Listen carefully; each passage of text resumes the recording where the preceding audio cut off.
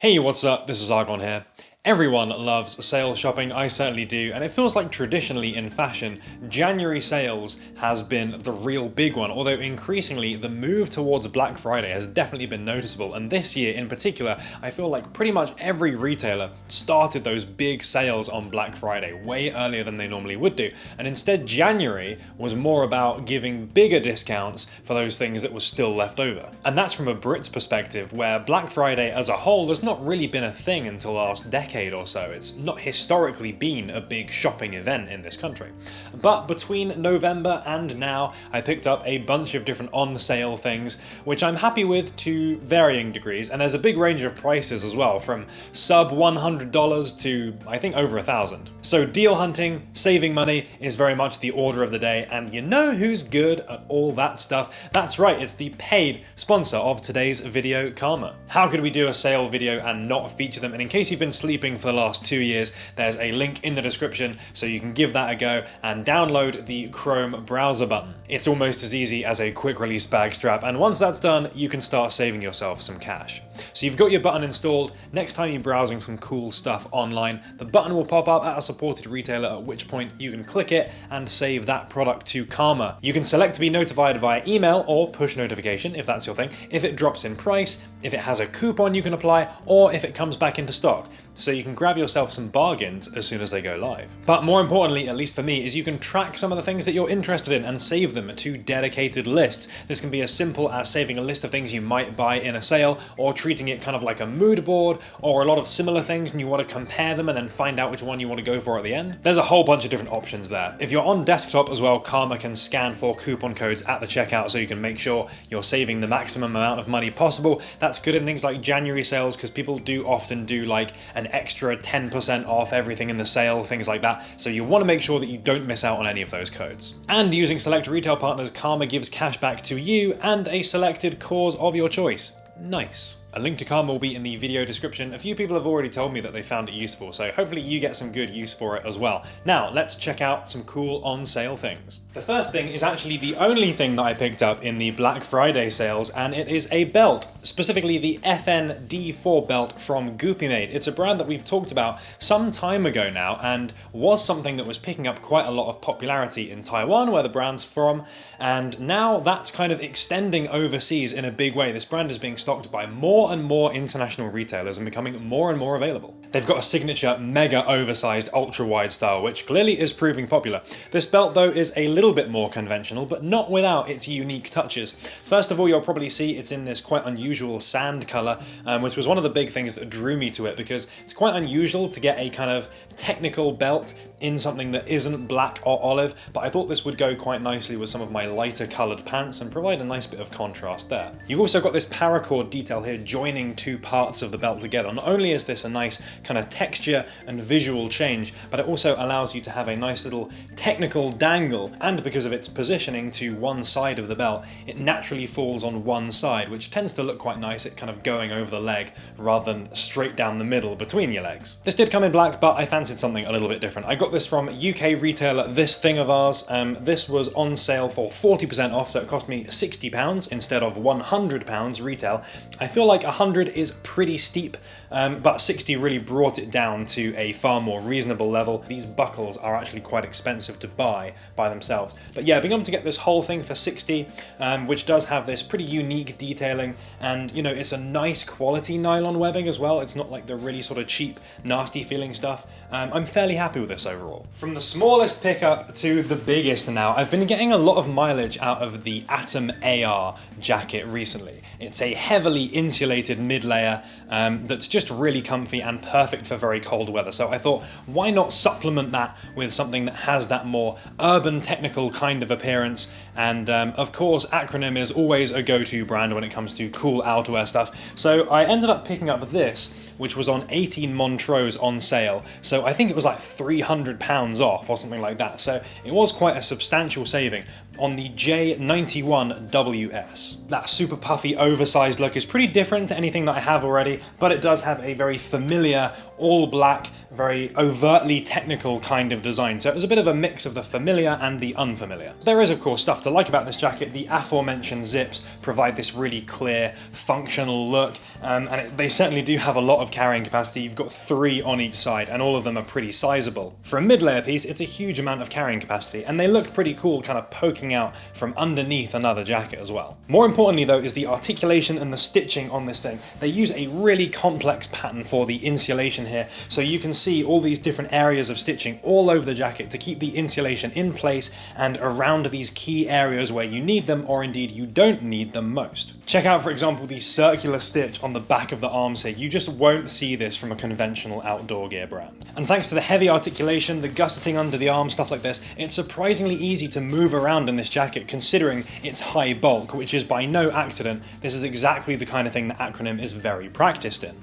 Unfortunately, in my opinion, this does not look particularly good on me. What I was hoping for was a kind of snug, like almost slightly cropped, very wide jacket that would create a bit more of a kind of tough, masculine, kind of bulked up look, but it just doesn't seem to work out that way. I don't think it works particularly well with my build. Even in a size M, it feels like it would better sit on someone with more bulk than myself. There's just too much contrast between slim build and ultra fat jacket, and it doesn't help as well that a lot of the insulation and stuff is towards the bottom half of the jacket, which when combined with the sort of tight cuff that you've got at the bottom kind of makes it look like I've got a big fat stomach, which is not really ideal. The annoying thing as well is that the dimensions of this jacket are actually really good. Often I find myself kind of sitting between medium and large, but this in a medium really does feel like it's exactly the right length. The sleeves are a great length. It kind of does up just perfectly, but yeah, the overall fit as a result of that insulation and the overall very wide design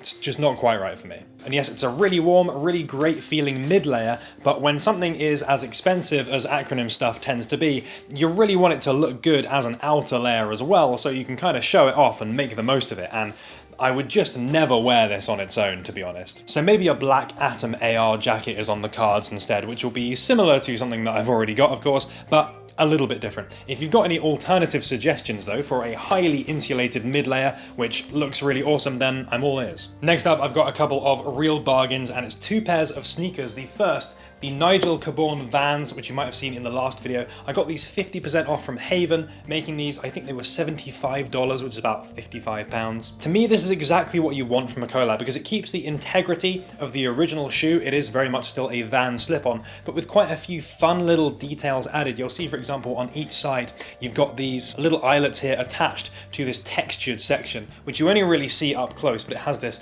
real nice kind of zigzag pattern on there, which just makes a nice contrast from the rest of the upper. Combine that with the rough stitching going over the heel here that you can see in a few places, and a similar detail on the tongue here, which almost makes it look like a self-repair, and you've got something which, yeah, it's just a little bit different to your standard pair of Vans. And let's not forget, of course, the olive colorway as well. Looks super nice with these different tones here, and is going to fit right in to your classic techwear wardrobe as well. The inside of the shoe and the box also look great with this unique camo pattern. They clearly put some work into because it does look pretty cool. And it even came with a dust bag too, so I feel like I got quite a lot for my not a huge amount of money. These do fit a little bit big. I probably could have gone half a size down, so I'll grab some extra thick insoles to kind of pad these out a bit and also give some much needed cushioning because these don't have a huge amount underfoot. My other sneaker pickup is perhaps a slightly more unusual one. It's a pair of Asics Gel 1090 in this crisp white colorway. And I say unusual because maybe some of you are watching and thinking like, aren't these a little bit kind of plain, boring,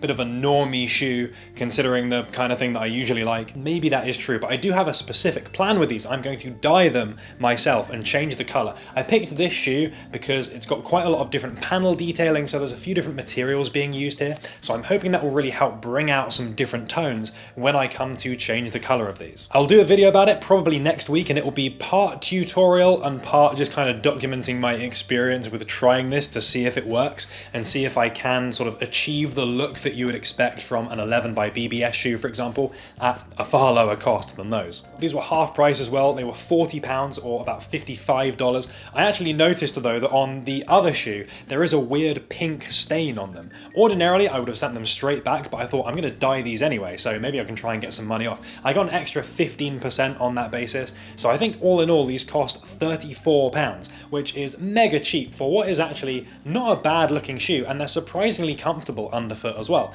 And at that kind of price, it's a great target for doing a bit of experimentation with. So yeah, looking forward to seeing what happens to these. But of course, I have saved the best till last, or at least the most interesting, I think. It is two pieces from Veilance, same material, same colour, the Nemis bomber, which is back there, and the Convex LT pants in this really nice Siltstone colour. The contrast between futuristic performance fashion, tech wear if you will, and this dusty, faded sort of purpley pink with a bit of grey in there is really something that I found quite interesting for that subversion of expectations. You just wouldn't anticipate a product like this to be available in this kind of colour. But it's also a little bit risky for someone that is, of course, far more used to wearing black. This is very, very different to that. So it wasn't something that I was prepared to pay full price for, but nonetheless had always had my eye on since this colourway released, which was actually quite a while ago now. So these were available on Haven. I got these alongside the Vans. I think these were 60% off. So I paid about $160 and $140 for the jacket and the pants respectively, and I'm quite glad I went for them both. I like how they both look together, so it's just a case of building out those other things around it and finding some appropriate things that can build this into a nice full outfit so it doesn't look quite as overbearing, but still allows this really nice colour to come across. And in fact, the Nemis bomber by itself is great wearing with black or darker coloured stuff because it's just that nice pop of colour without it being super over-centralising. I could spend all day talking about the various details and nuances in these Veilance items, as indeed I have in previous videos, but in essence these are a relatively feature-light pair of things which are all about the construction. And I'm not just talking about the taped seams running throughout for water resistance potential, but the highly complex paneling and articulation as well to keep these things moving with you. So there's a real focus on that sharp, futuristic cut, which is absolutely characteristic of Veilance, and both of these things are very much perennial favourites of the brand, being available in all kinds of different colours over the years. Both of them partly as a result of that paneling and articulation are pretty comfy to wear, and the Terratex material goes some way towards that as well. It is extremely lightweight and has a little bit of a crunch to it, so it does have a surprising amount of structure relative to the weight of the fabric. It doesn't sort of drape as much as it does stack. That's quite unusual, particularly as being a nylon elastane blend. These do have a little bit of stretch to them, so it's going to be perfect for those warmer weather conditions, and I'm very much looking forward to things heating up so I can actually go outside wearing these. It was literally 0 degrees when I went for a run this morning, so there is absolutely no chance I'm going out wearing this stuff currently. When spring rolls around though, I'm going to be looking real cute in my technically advanced pink tracksuit. One thing I do have to say though is about the bomber, the entire front of the jacket is basically 2 enormous pockets.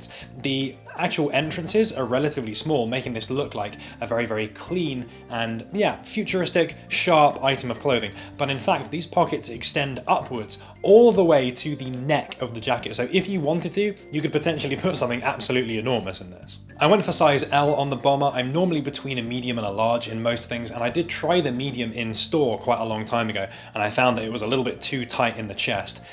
So this does give me some breathing room. It means that I can do it up and it actually still looks good. Downside is the sleeves are a teeny tiny bit long. Unfortunately, that's just the price that I've got to pay on this one. Nonetheless, it still retains that overall sharp look. Forgetting the color as well, both of these items are mega versatile. You can wear them in a bunch of different ways. They have that office appropriate overall look, but could still be styled in a far more kind of utilitarian, more technical way as well. And as I said earlier, both of these items, the Nemis and the Convex, have been available over many seasons in many different colors now. So you can really go for something that speaks to you, whether that be this more outlandish color or a nice, plain, simple, and easy to wear black. These are both great examples of what Veilance do though, and at these kinds of prices, I feel like the cost versus wearability is extremely good. And that's the roundup. Keen to know what your favorite thing was out of all of these. I feel like in terms of pure value, the Asics for like £34 are pretty unbeatable, but in terms of things that I'm looking forward to wearing,